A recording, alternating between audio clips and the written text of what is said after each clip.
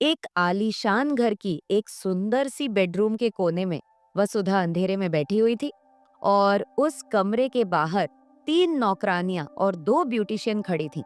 तभी वहां रुद्र प्रताप सिंह आया और दरवाजे के पास खड़ी नौकरानियों और ब्यूटिशियनों को देखकर बोला, तुम लोग अभी तक यहीं खड़ी हो? इस पर एक नौकरानी बोली, सर, मैडम ने दरवाजा अंदर से बंद कर लिया है।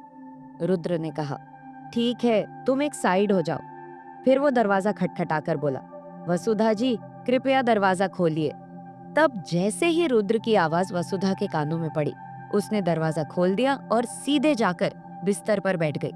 तब रुद्र ने पहले नौकरानियों और ब्यूटिशियनों को कहा, तुम लोग यहीं बाहर रुको और मेरी इजाजत के बिना अंदर मत आना। इतना कहकर वो कमरे के अंदर गया और वसुधा के सामने बैठ गया। फिर उसने रोती हुई वसुधा के सिर पर अपना हाथ रखने की कोशिश किया, लेकिन तभी वसुधा झट से दूर हट गई और दीवार से लगकर बैठ गई। इस पर रुद्र ने प्यार से पूछा, वसुधा जी, आप रो क्यों रही हैं? और आपको मुझसे डरने की कोई जरूरत नहीं है। इस पर वसुधा बोली, प्लीज आप मुझसे दूर रहिए। रुद्र ने अपना हाथ पीछे लेते हुए कहा, ठीक है, लेकिन आप मुझसे डर क्यों रही हैं? इस पर वसुधा बोली, क्योंकि हमारी शादी नहीं हुई है, इसलिए आप मुझसे दूर रहिए। इस पर रुद्र ने धीरे से कहा, वसुधा जी, हमारी शादी हो चुकी है, आप भूल गए क्या? इस पर वसुधा रोते हुए मासूमियत से बोली, देखिए, सिर्फ साइन कर देने से शादी नहीं होती। वसुधा का जवाब सुनकर रुद्र हल्के से मुस्कुराया और बोला, वसुधा जी, आप पढ़ी लिखी लड़की हैं, फिर भी आप ऐसी बातें कर रही हैं। खैर, मैं समझ सकता हूँ कि आपके लिए सिंदूर और मंगलसूत्र का कितना महत्व है, इसलिए मैंने आपकी इच्छा के अनुसार शादी की सारी तैयारियां कर रखी हैं। चलिए, अब आप जल्दी से तैयार हो जाइए। इस पर वसुधा बोली, क्या मामा भी शादी में आएंगे? क्योंकि वो मुझसे बहुत नाराज हैं। रुद्र ने मुस्कुराते हुए कहा, सब आएंगे, कोई आपसे नाराज नहीं है। बस आप खुद को संभालो और दुल्हन का जोड़ा पहनकर तैयार हो जाओ। इस पर वसुधा ने मासूमियत से सिर हिला दिया। फिर रुद्र बाहर गया और नौकरानियों और ब्यूटिशियनों को अंदर भेज दिया। तब कमरे में शादी के लिए जरूरी सारी चीजें पहले से ही मौजूद थी, तो उन लोगों को वसुधा को तैयार करना शुरू कर दिया। उधर रुद्र अपनी रूम में जाकर शेरवानी पहनकर तैयार हो गया। तभी उसका मैनेजर और दोस्त शौर्य दूर से उसे देखकर मुस्कुरा रहा था। तो रुद्र ने शौर्य की तरफ देखकर पूछा, यार, तुझे किसी पागल कुत्ते ने काटा है क्या? इस पर शौर्य बोला, नहीं सर, आप ऐसा क्यों बोल रहे हैं? रुद्र बोला, तो फिर मुझे देखकर तू लड़कियों की तरह मुस्कुरा क्यों रहा है? इस पर शौर्य हंसते हुए बोला, सर, आज पहली बार आपको अपने लिए इतने दिल से और खुशी से तैयार होते देख रहा हूँ। यकीन नहीं होता कि आपने शादी कर ली। सच कहूँ तो मैं भी यही चाहता था कि आप शादी करें। इस पर रुद्र अपने दोस्त शौर्य के पास जाकर बोला, यार शौर्य, मैंने वसुधा से शादी करके सही फैसला तो लिया है ना? इस पर शौर्य बोला, सर, आप रुद्र प्रताप सिंह हैं, आप कभी भी बिना सोचे कोई फैसला नहीं लेते और आप जो भी करते हैं बहुत सोच समझ कर करते हैं। इस पर रुद्र बोला, लेकिन शौर्य, इस बार मैंने दिमाग से नहीं बल्कि दिल से फैसला लिया है।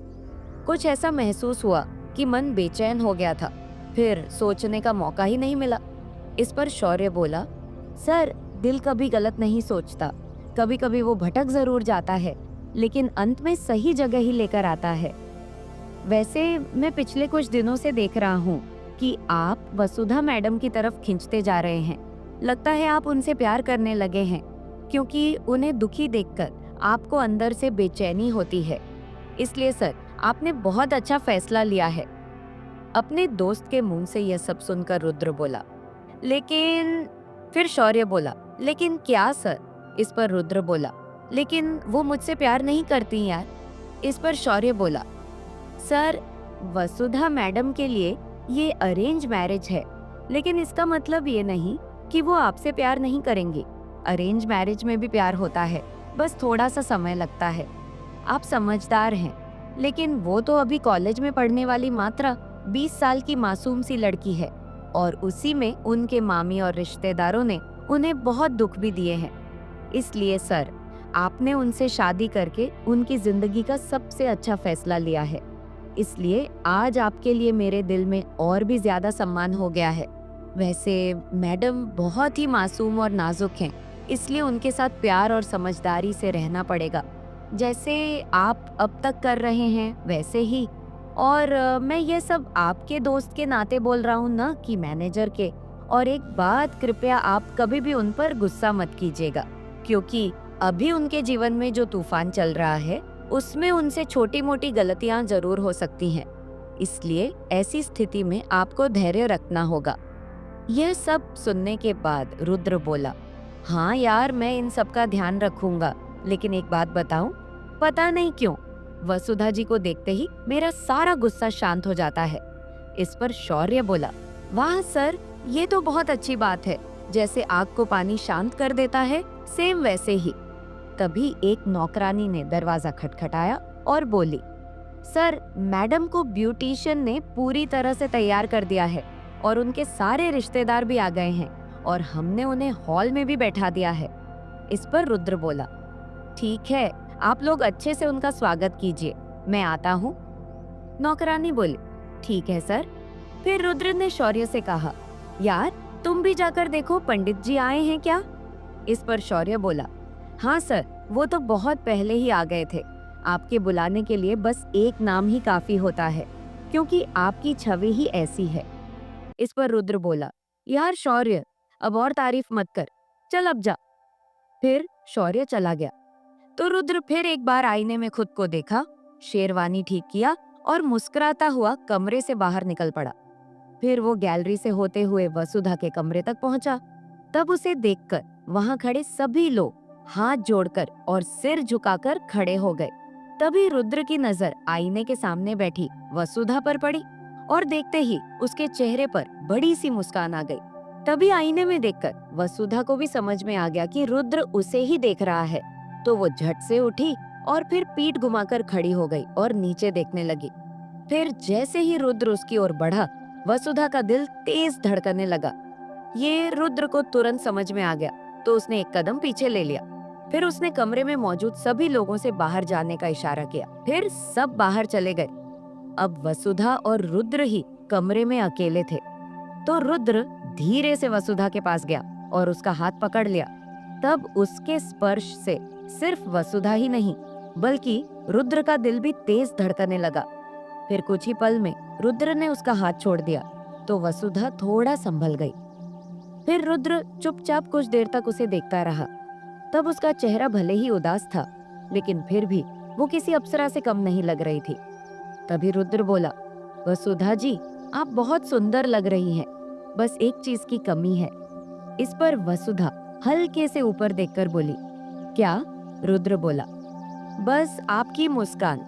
हालांकि मुझे पता है इस वक्त आपके चेहरे पर मुस्कान नहीं आएगी, और मैं आपको जबरदस्ती मुस्कुराने के लिए भी नहीं कहूंगा, क्योंकि ये दिल से ही आनी चाहिए। ठीक है, आप यहीं बैठिए, आपके मामा और उनका पूरा परिवार भी आ गया है। मैं जब बुलाऊं तब आप आइएगा। आप यहीं बैठिए, मैं जाकर ललिता को भेजता हूँ। वसुधा फिर से आईने के सामने बैठ गई और रुद्र हॉल में गया तो वसुधा के मामा और उनका पूरा परिवार रुद्र को देखकर खड़े हो गए। वहां वसुधा की दोस्त श्रेया भी आई हुई थी। वो खुशी से मुस्कुराते हुए खड़ी थी। तब वो बहुत चंचल और हंसमुख लग रही थी। तभी श्रेया बोल पड़ी, रुद्र सर, वसुधा कहाँ है? मैं उसे दुल्हन की तरह देखना चाहती हूँ। इस पर रुद्र ने कहा, थोड़ा सा सब्र रखो, और फिर पंडित जी से पूछा, पंडित जी, शादी की सारी तैयारी हो गई है? तो पंडित जी बोले, हाँ यजमान, अब वधू को बुलाइए। तो रुद्र बोला, ललिता जाओ और मैडम को लेकर आओ। ललिता बोली, जी सर, और चली गई। फिर रुद्र ने वसुधा के मामा और उनके परिवार की ओर देखा और बोला, आप लोग यहाँ आए, ठीक है, लेकिन अपनी हद में रहिएगा, क्योंकि मैंने आपको सिर्फ वसुधा के कहने पर यहाँ बुलाया है, क्योंकि वो आपसे बहुत प्यार करती है, लेकिन आपने कभी उससे प्यार नहीं किया। और खबरदार, आज के बाद मेरी पत्नी के बारे में एक भी गलत बात कहने की कोशिश मत कीजिएगा। इस पर शालिनी बोली, जी सर। तभी श्रेया बोली, वसुधा, और दौड़कर उसे जोर से गले लगा लिया। थोड़ी देर बाद श्रेया साइड में होके बोली, वसुधा, वाह यार, तुम तो सच में बहुत सुंदर लग रही हो। अब चलो, तुम्हारी शादी का मंडप तुम्हारा इंतजार कर रहा है। फिर ललिता के साथ श्रेया ने भी वसुधा को सहारा दिया। फिर वसुधा धीरे धीरे मंडप की तरफ बढ़ने लगी। तभी अचानक उसका पैर फिसल गया और वसुधा बोल पड़ी, आउच। तभी रुद्र ने उसके तरफ देखते हुए बोला, वसुधा। तभी महेंद्र, जो कि वसुधा का मामा है, उसने भी बोला, वसुधा। फिर दोनों उसके पास दौड़ते हुए गए। तभी महेंद्र को देखकर रुद्र थोड़ा पीछे हो गया। फिर महेंद्र बोला, वसुधा बेटा, तुम ठीक तो हो ना? इस पर वसुधा बोली, हाँ मामा, मैं ठीक हूँ। फिर महेंद्र बोला, माफ कर दो बेटा, मुझे माफ कर दो, मैंने तुम्हारे साथ बहुत गलत किया है। तब वो हाथ जोड़कर बोल रहा था। तभी वसुधा ने उसके दोनों हाथ पकड़ लिए और बोली, नहीं मामा, हाथ मत जोड़िए, बस आप इतना बता दीजिए, आप मुझसे नाराज तो नहीं है ना? इस पर महेंद्र बोला, नहीं बेटा, बिल्कुल नहीं। वैसे तुम बहुत सुंदर लग रही हो। आज मैं भी बहुत खुश हूँ। तुम्हें दुल्हन के रूप में देखने का जो सपना था, वो रुद्र सर ने पूरा कर दिया। फिर महेंद्र ने रुद्र की तरफ देखकर हाथ जोड़कर कहा, आपका बहुत बहुत धन्यवाद सर, आपने मेरी भांजी की जिंदगी बर्बाद होने से बचा लिया। इस पर रुद्र बोला, मैंने कुछ खास नहीं किया, जो सही लगा वही किया, और असल में धन्यवाद तो मुझे करना चाहिए, और वो भी भगवान का, जिन्होंने मुझे वसुधा जैसी लड़की दिया। अब आप लोग वसुधा को ध्यान से मंडप तक लेकर जाइए, मुहूर्त निकल रहा है। फिर वसुधा को मंडप में बैठाया गया। फिर उसके पास रुद्र बैठा। फिर पंडित मंत्र पढ़ने लगे। तब दोनों को साथ देखकर और इतने बड़े घर में वसुधा की शादी देखकर उसकी मामी शालिनी, उसके मामा का बेटा विराज और बेटी माया, जो वसुधा से 1 साल बड़ी थी, ये तीनों अंदर से जल रहे थे। खैर, महेंद्र और शालिनी ने कन्यादान किया और श्रेया ने गठबंधन बांधा और वसुधा को ध्यान से खड़ा किया। फिर फेरे शुरू हुए और थोड़ी ही देर में शादी संपन्न हो गई। तो पंडित बोले, आज से आप दोनों पति पत्नी हुए, अब भगवान का आशीर्वाद लीजिए। तभी श्रेया बोली, वसुधा मेरी जान बधाई हो, अब तो एक प्यारी सी मुस्कान दे दो ना। तब जाकर वसुधा हल्के से मुस्कुराई, लेकिन श्रेया इससे खुश नहीं हुई। तभी रुद्र बोला, मिस्टर महेंद्र, आपका बहुत बहुत धन्यवाद यहाँ आने के लिए।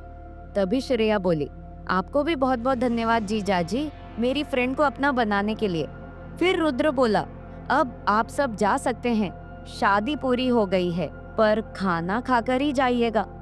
फिर श्रेया बोली, अरे जीजाजी, अभी एक रस्म बाकी है, वो नहीं करोगे क्या? इस पर रुद्र हैरान होकर बोला, कौन सी रस्म? तो श्रेया ने अपनी दोनों हाथ आगे करके हंसते हुए कहा, जूता चुराई की रस्म। इतना सुनते ही वसुधा के चेहरे पर बड़ी सी मुस्कान आ गई। तब श्रेया ने जो सोचा था वही हुआ, क्योंकि वसुधा ने खुद से मुस्कुराई। तब वसुधा को मुस्कुराते देखकर रुद्र भी मुस्कुराया और बोला, हाँ, अब तो ये रस्म भी पूरी करनी ही पड़ेगी। बताओ कितने पैसे लोगी साली जी?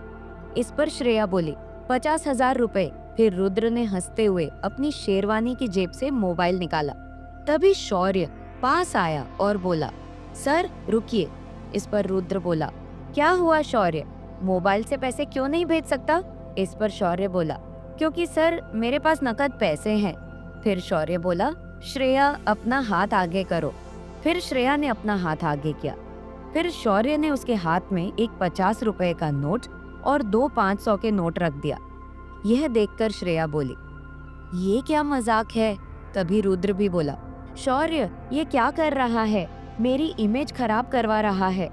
इस पर शौर्य बोला, ओहो सर, 50,000 ही तो दिए हैं, अगर चाहो तो मैं इसकी अगली कड़ी भी लिख सकता हूँ। तब 50 और 1000 का मजाक सुनते ही वसुधा फिर से मुस्कुराई। तभी श्रेया बोली, मजाक तो बहुत मजेदार था, लेकिन मुझे हंसी नहीं आई।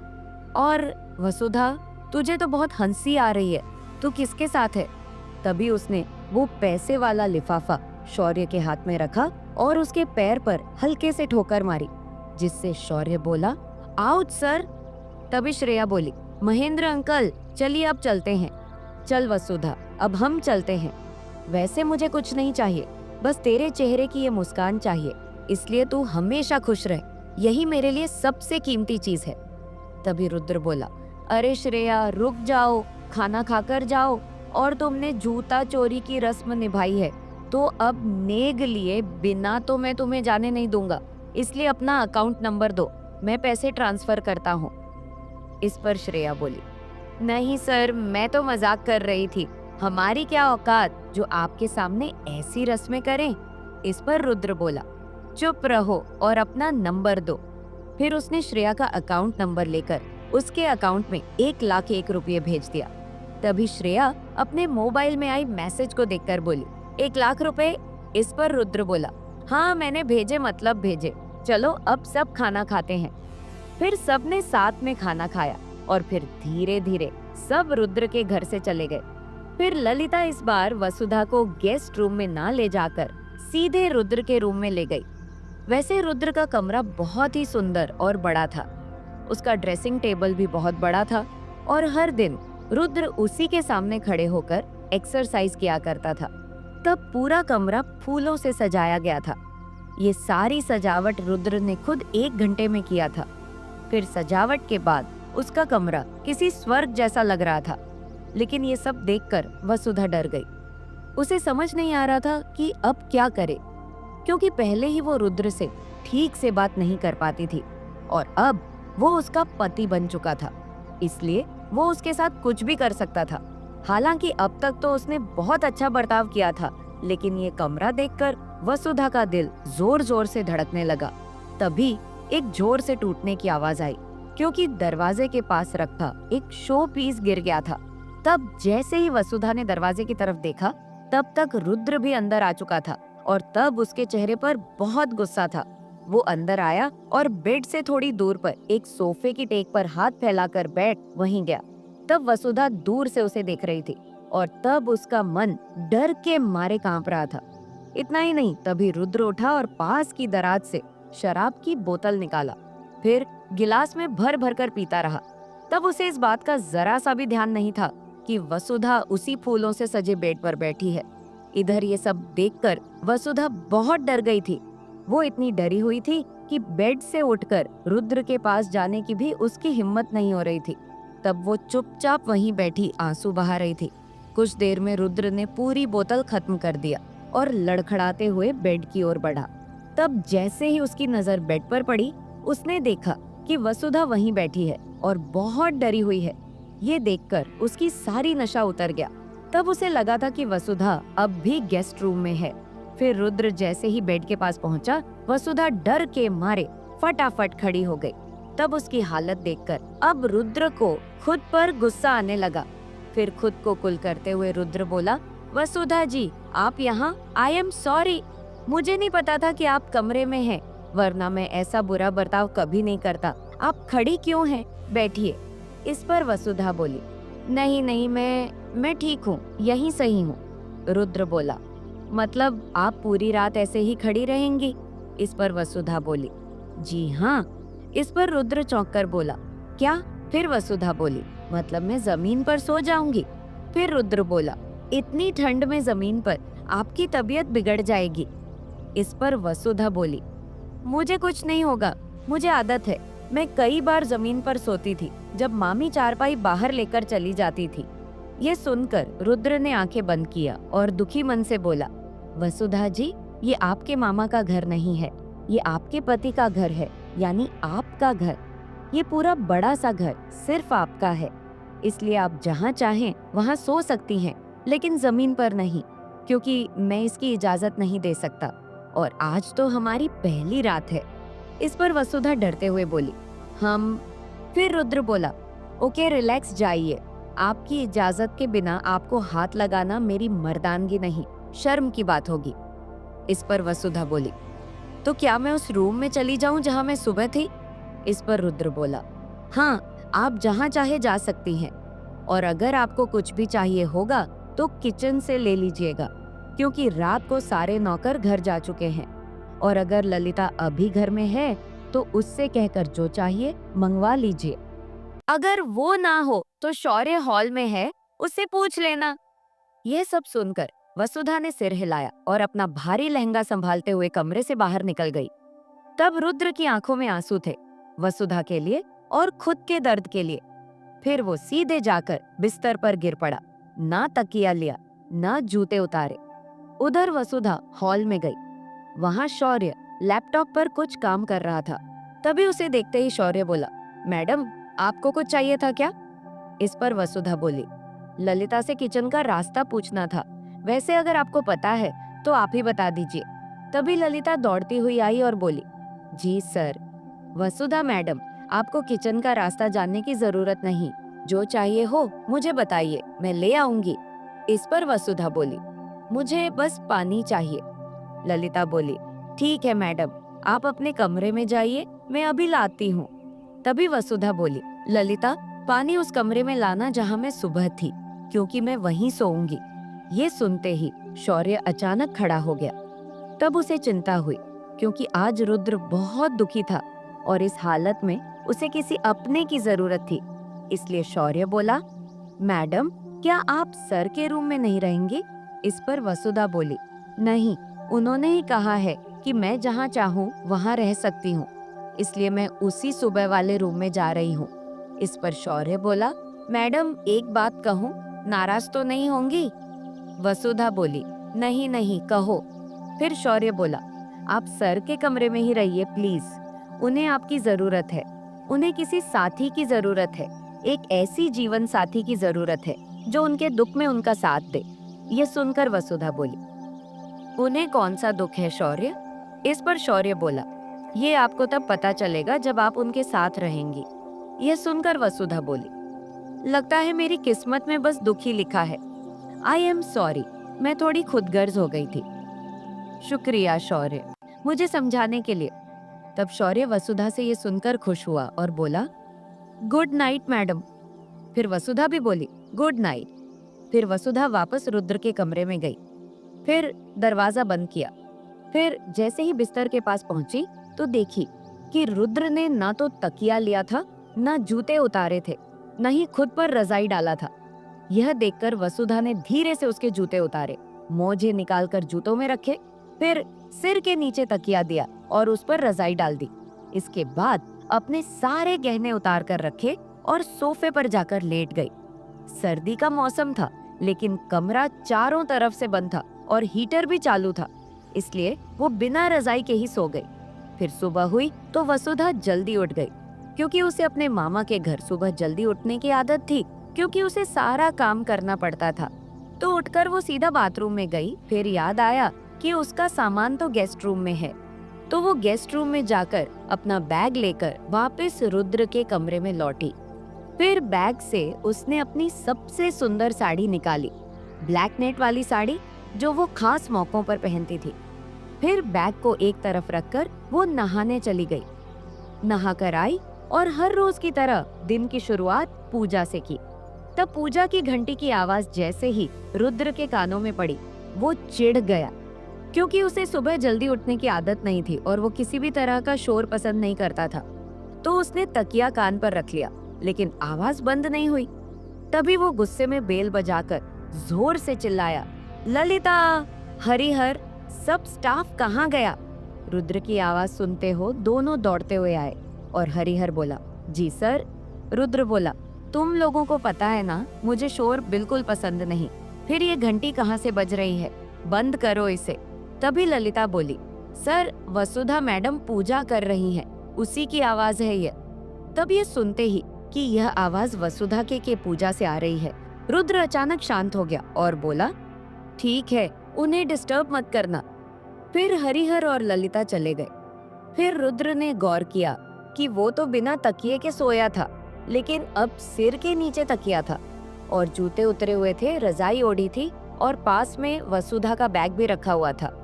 ये सब देखकर उसे समझ में आ गया कि वसुधा रात भर यहीं थी, लेकिन सोई कहाँ थी। फिर वो सीधा पूजा घर की तरफ गया। तब उसके घर में पहली बार पूजा हो रही थी, तो सभी नौकर वसुधा के चारों ओर खड़े होकर हाथ जोड़कर उसका भजन सुन रहे थे। तब वसुधा मूर्ति के सामने खड़ी थी, उसकी पीठ रुद्र की तरफ थी। तब रुद्र को सिर्फ उसकी ब्लैक साड़ी ही दिख रही थी और उसकी मधुर आवाज कानों में गूंज रही थी। फिर भजन खत्म करके जब वसुधा मुड़ी तो उसने देखा कि सब हाथ जोड़कर खड़े हैं। हालांकि तब किसी को अब तक ये नहीं पता था कि रुद्र भी पीछे खड़ा है, सिवाय ललिता और हरिहर के। तभी ललिता बोली, चलो सब अपने अपने काम पर लग जाओ। तब उसकी आवाज सुनकर सबने पीछे देखा और रुद्र को देखकर तुरंत काम पर लग गए। तभी वसुधा बोली, अरे रुको, कम से कम प्रसाद तो ले लो। लेकिन कोई नहीं रुका, सब रुद्र के डर से चले गए। ये देखकर वसुधा के चेहरे की हल्की मुस्कान गायब हो गई, लेकिन वो रुद्र के सामने कुछ बोल नहीं सकी। तब ब्लैक नेट वाली साड़ी में वसुधा बहुत सुंदर लग रही थी। तब वो पूजा की थाली हाथ में लेकर सिर झुकाए रुद्र के पास आई और आरती की थाली उसके सामने की। इस पर रुद्र बोला, आई एम सॉरी, मैंने नहाया नहीं है, इसलिए बाद में प्रसाद लूंगा। इस पर वसुधा ने सिर हिलाया और उसकी ओर अगरबत्ती का धुआं घुमाई। फिर रुद्र बोला, ललिता सबको बुला लो, क्या सब प्रसाद लिए बिना ही चले गए? इस पर ललिता बोली, जी सर। फिर रुद्र ने वसुधा से पूछा, क्या आप रोज इतनी सुबह उठती हैं? वसुधा बोली, जी हाँ, पर आपको मेरी पूजा की घंटी की आवाज से तकलीफम तो नहीं हुई? इस पर रुद्र बोला, मुझे सुबह का शोर बिल्कुल पसंद नहीं, लेकिन अगर आपकी खुशी के लिए कुछ सहना पड़े तो चलेगा। आप जो करना चाहें वो करें, बस थोड़ा धीरे, क्योंकि भगवान बहरे नहीं होते, वो सबकी सुनते हैं। अगर भगवान सिर्फ तेज आवाज से सुनते होते तो गूंगे बहरों की तो कभी दुआ कबूल ही नहीं होती। ये सुनकर वसुधा बोली, आपने बहुत बड़ी बात कह दी, अगली बार मैं जरूर ध्यान रखूंगी। फिर ललिता बोली, मैडम प्रसाद दीजिए, और आप बहुत अच्छा गाती हैं। इस पर वसुधा बोली, थैंक यू। फिर सभी नौकरों ने आरती लिया और प्रसाद लेकर अपने अपने काम में लग गए। फिर वसुधा ने पूजा की थाली वापस पूजा घर में रख दिया। फिर उसे समझ में नहीं आ रहा था कि अब आगे क्या करना है। तब रुद्र उसकी उलझन भरी आंखों को देख रहा था, तो वो बोला, वसुधा जी चलिए कमरे में। तब उसकी आवाज सुनकर वसुधा थोड़ी डर गई, लेकिन उसने बुलाया था तो जाना ही पड़ा। वसुधा बोली, जी बोलिए। फिर रुद्र बोला, आपसे कुछ सवाल पूछने हैं। वसुधा बोली, सवाल? इस पर रुद्र मुस्कुराते हुए बोला, अरे इतनी घबरा क्यों जाती हैं आप, ये गणित के सवाल थोड़ी हैं। फिर वसुधा मासूमियत से बोली, वैसे मुझे गणित आता है। फिर रुद्र हल्की मुस्कान के साथ बोला, पहले कमरे में तो चलिए। फिर वो कमरे में गया और वसुधा भी पीछे पीछे गई। फिर रुद्र बोला, आप रात को इसी कमरे में फर्श पर सोई थी? आप तो दूसरी रूम में गई थी ना, फिर वापस क्यों आई? इस पर वसुधा बोली, अगर आपको पसंद नहीं तो मैं वापस दूसरी रूम में चली जाऊं। इस पर रुद्र बोला, वसुधा जी ये मेरे बात जा जवाब नहीं, इसलिए जवाब दीजिए सवाल का। फिर वसुधा बोली, मैं सोफे पर सोई थी, इतने बड़े घर में अकेले डर लगा, इसलिए वापस आ गई। तब उसने रुद्र झूठ बोला कि डर की वजह से कमरे में आई। यह सुनकर रुद्र बोला, ठीक है, लेकिन जमीन पर कभी मत सोइए, और अपना सामान ऐसे क्यों रखा है, कमरे में शिफ्ट कर दीजिए। इस पर वसुधा बोली, कहाँ रखूं? रुद्र बोला, इस घर और इस कमरे की हर चीज पर आपका हक है, इसलिए आपको जहाँ ठीक लगे वहाँ रख दीजिए, ओके? अब जब मैं उठ ही गया हूँ तो नहा लेता हूँ। इस पर वसुधा ने सिर हिलाया। तभी उसे अचानक छींक आ गई और रुद्र ने तुरंत अपना मुंह दूसरी तरफ कर लिया। फिर वसुधा बोली, सॉरी।